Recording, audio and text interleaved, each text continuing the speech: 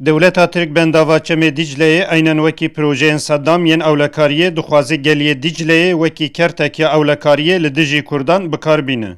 Hesenkeyf an ji Heskîv bajarê Entîke yê Bakurê Kurdistanê yê xwedanê dîrokek ya bi dirêjahiya 12,000 salan e. Heskîv ku li ser Çemê Dicleyê ye, di dinê de jî wekî cihekî yê pêşiyê yê xwecihbûna mirovan tê zanîn. Geliyê Dicleyê jî xwedanê faûna û floreke pir dewlemend e. Hêj jî cihê jiyaneke zindîber yê dar, nebat û ajalên nadîde ye. Wekî xwecih jî zêdetirî 100,000 xwecihên Kurd yên vê herêmê hene. Niha jî ev cihê xwedanê dîrokek û şûnwareke 12,000 salan e digel jiyana îro ya şên û jînber li ber têkbirina xezeba dewleta Tirk e. Dewleta Tirk hêj di 1936 de plan kir ku bendavekê bû enerjiyê li ser Çemê Dicleyê pêk bîne û Heskîfê di binê avê de bihêle. Ji sedema bertekên dijwar û nebûna diravî ev proje wexteke dirêj pêk nehat. Di 2010 de hikûmeta AKP biryara pêkanîna vê projeyê da û bingehê wê avêt. Niha proje gihaya pêngava dawiyê û hikûmeta Tirk destpêka Mihaborî de yekcar Heskîv vala kir, çarşiya wê ya dîrokî jî xira kir.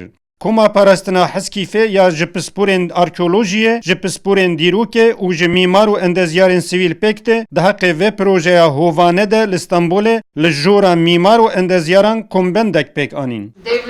Pisporan diyar kir ku ji aliyê pêwîstiya enerjiyê zêdetir hikûmeta Tirk vê projeyê wekî kertekiya ewlekariyê bikartîne. Wan diyar kir ku bi dehan salan her tim biryara pêkanîna vê projeyê ji aliyê Konseya Ewlekariya Neteweyî ya Tirkan ve hatiye dayin. Her pisporan diyar kir ku ev bendav tenê dê ji sedê yek pêwîstiya enerjiyê dabîn bike. Lê di cihê wê de dê kareseteke mezin ya mirovî, dîrokî û jîngehê pêk bîne. Li gorî endezyar, rojnamevan û koordînatörê Komîteya Parastina Heskîfê Alî Ergül jî ermancekiya vê projeyê ya sereke jî Başûrê Kurdistanê ye. Dewleta Tirk dibê em ji bo cêranê çêkin em vê baraştirkî li Newsa ye. Hem li Viyalê em bêjin Dicleyê hem jî Viyalê Dicleyê kingê bixwaze em bêjin nava hikûmeta Tirk û nava hikûmeta Kurdistanê da pirsgirêkî çê vê avê bibire. Wextê ku avê bibire em tenê ne em bêjin ne alî Iraqê em wê derî jî nexne navê 5 milyon Kurd bê av mîn. Wek tehdîdekî wek darê zorê vê barajê wî darê kingê bixwaze bihêjîne tenê em nebêjin ji bo ajala dîroka Kurdî jî ji holê rakin. Ji ber vê nakê jî gereka hem Kurdê Viyalê barajê hem Viyalê barajê gereka dijî vê barajê derkevin ku em nehêlin ev baraj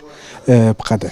Divê em bêjin bi mebesta ewlekariya Neteweyî ya Tirkan bi dirêjahiya 100 salan e demografiya Kurdistanê tê guhertin û siruşta wê jî tê jinavbirin. Mihemed Sanrı, Kurdistan TV, İstanbul.